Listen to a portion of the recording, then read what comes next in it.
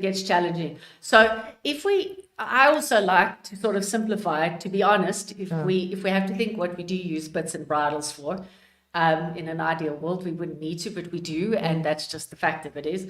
One aspect of it is for control, for regulating pace and steering in some I think it's the safety of the spectators often. Well, yes. so that's one aspect, and the other aspect is, I like to say, it's to influence or to the horse's outline or Enhance. Yeah, functional. Okay.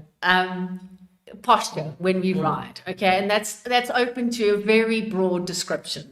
It's not necessarily, let's just leave it at that, at a very broad description, so we can have the horse working in what is biomechanically the most optimal way for it to carry, for it to be a strong horse, a healthy horse, a sound horse. So and we do use bits to help influence and regulate that to some extent. And this is a good example of where we know it's about everything combined, and our goal is not to focus it all on the bit, but the bit has a role to play.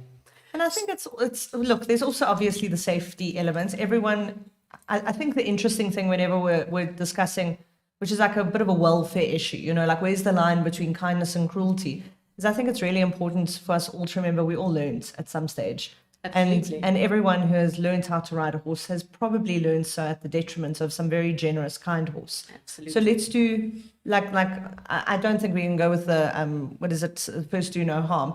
Let's do the least possible harm. So exactly. And that's actually a very good point.